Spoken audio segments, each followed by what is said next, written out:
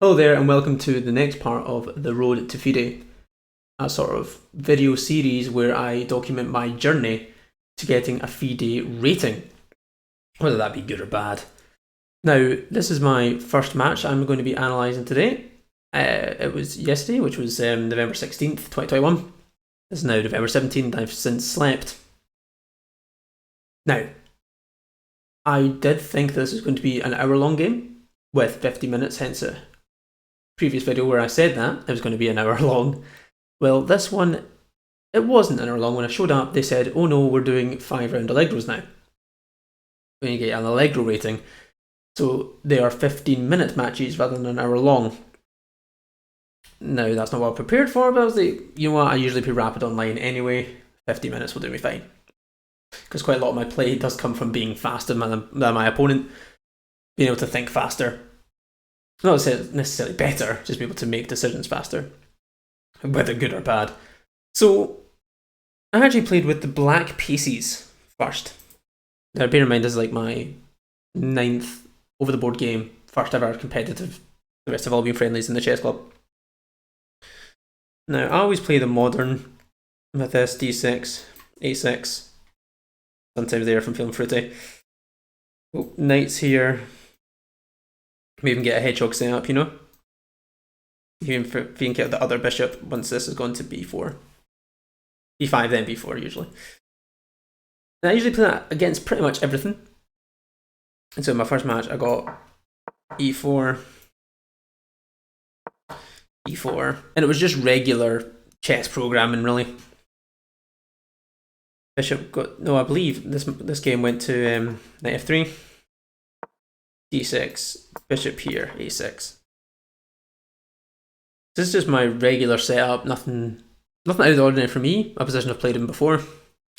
Idea is to knight here, maybe push for c5, or even just go b5 straight away, kick out this bishop, remove some of his squares, move some of his space. Maybe if knight here, play e6, bring a knight in. So that's sort of my rough game plan. Sadly, because it's 50 minutes, I didn't write down any of the moves. I don't have the best memory in the world either. So, all I can say is, I won this game. I won this game by checkmate. I was very happy with that. I want to tell you some of the beats, but it was just, I just outplayed. Just outplayed my opponent, that's all it was. Just some pretty solid chess for the ratings that we are. Which I don't have, but I'm guessing it's sub 1,000. And it was great fun. Being able to win a chess game was obviously brilliant, especially your first competitive one. So I was on quite a high going into game 2.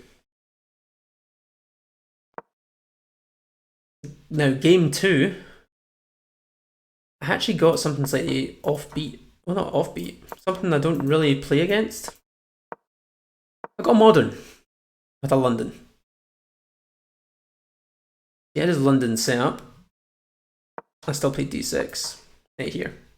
And because we're both just sort of playing setup-y openings, no one's really got a huge advantage. Now I'm pretty sure I played knight here, planning on to go in c5. So no c5 is just a good move against the London. He plays here, very solid. Honestly, I can't even remember half the things I did. I do think I went c5 anyway. This game was a lot more tactical. He got his, I think he even played knight here. So his queen ended up here, his bishop ended up on this side of the board as well. He really played on the king side. But I was knight here, castles. I was pretty safe feeling. I didn't feel threatened. I ended up playing b5, a5. I ended up getting all my rooks on this side of the board, my queen on this side of the board. I just ended up gunning down the queen side. And that was enough to secure me a victory. So I actually went up 2-0. 2-0 with the black pieces, which is what I've done the least homework on. I've been looking at some lines where I've been kettle both bishops, getting the hedgehog / hippo set up. But most of my homework has been in the sort of Evans Gambit ilk of things. This is obviously not the move order. I also don't play that move, I play bishop here. So all my stuff has been on things like this. This is sort of my repertoire in terms of what I've been playing, what I've been studying. Like I've got 7 pages of notes on the Emperor's Gambit. I know most lines. But didn't get to play any of that at all in the first games because I was playing Modern Defense. Now in the third game, I go against, I believe, another d4. This bishop ends up getting fiend-kettled. And for some reason, I forgot that bishops see the rest of the board. It was something like I did that to prevent something. I don't know what I was preventing, but I was preventing something. And bishop just took. Just took on a... I played here. I just tried to trap this bishop for what he did to my poor rook. You could even just take and then just up an exchange. But this is where it gets sad. This is my first loss. My first loss. I played very, very well. I believe after the rook blunder. And I got to position like this. He has one pawn, pass pawn. I have no pawns left, I don't think. Maybe I have one or two, but he caught them out anyway. And I had to make a choice whether to defend this knight or go for that pawn. I did this. He did that. And I can't get to the knight in time. Oh. And he just took it. He just took my knight. And I ended up in a position where this is how it ended. And if he just, played any other move, it would have been stalemate. But he played checkmate. So I tried the stalemate trap, it didn't quite work. And so I go 2-1 with the black pieces. Still feeling pretty good though, because 2-1, I've won more than I lost. Pretty good going. It's not, I had no pressure on myself going in, I wanted to win. But I didn't necessarily think I had to win. But I won. So I was very happy about the other 2 games, and then this game I lost. I'm going 2-1 into the third game. So in my first game with the white pieces, played e4, and then I got c6. So it was a Caro-Kann, and I have prepared against the exchange. I played bishop here. I believe he played knight here to protect this pawn. So here, I have c3. That's the usual move that I've usually gone for. I've gone for c3, bishop here, knight can go here. When bishop, comes there. What I ended up doing is c4. Now c4 is a move, it's fine. It's sort of drawing, it's still drawing, but I feel like if I get rid of that pawn, I feel like I'm doing better, and also it's now in a more Italian-esque position. That's sort of what I was thinking. Then knight here, knight here. So it was just completely equal. Bishop here, castles. I was feeling pretty good. Maybe queen b3, maybe. Yeah, I was in a bide whether to play knight here, queen b3. So I think he played e6. I did this. Which straight up just loses a pawn. Is it? Oh. That's bad. But I did actually end up winning this game. The position I got to was, if I remember correctly, this tab. Here. That's how I ended up checkmating my opponent. How I got here from the Caro-Kann is a mystery. I managed to get here by I don't really need those 2 tabs anymore. But how I got to that position was I was infiltrated around this side and came back round that way. Ended up getting this checkmate. I felt elated. I was like, finally, these white pieces won. That's good.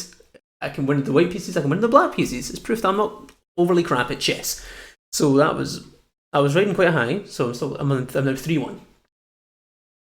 Week 1 feeling pretty good going into game 5.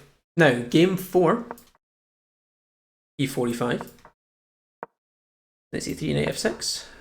Bishop c4. e6. Castles. Classic Italian game. I was in my element. Very happy. Playing all these moves. Knight here. This time not blundering a pawn. So I was feeling quite happy. And this bishop came here, bishop there, knight there, castled. He played pretty solid, to be fair to him. But it ended up getting to this position. Where I looked at this board, I was like, right, okay, he's got more pawns than me. Quite a few more pawns than me. I saw that these were on the same file. Or column, row. I played rook here to go here.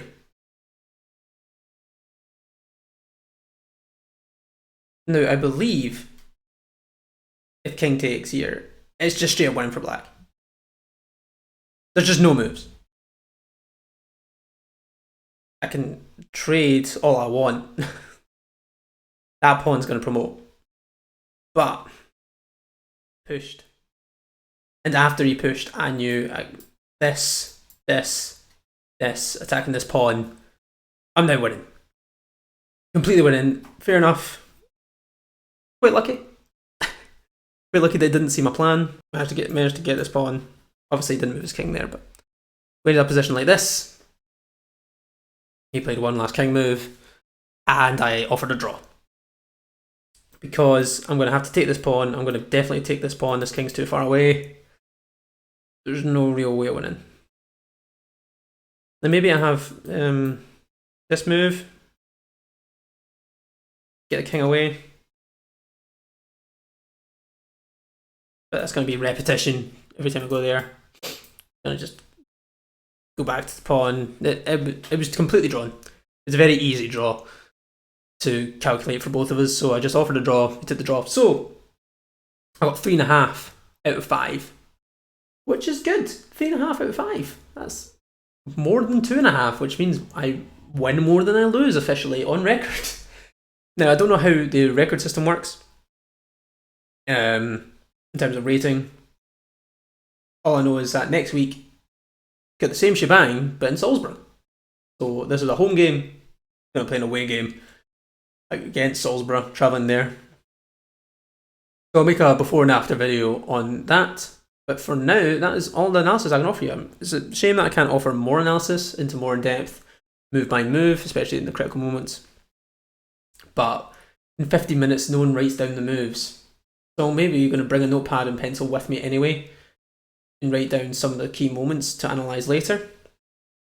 Just because I feel like it would benefit my chess and also benefit these videos. So that was the first ever competitive match. And I won most of the time. So it was good. I feel good. And I feel really good going into the next week of matches, which is another 5 rounds of 15 minutes. Yeah, until then, that's me. So until the next video, that's me, and see you then.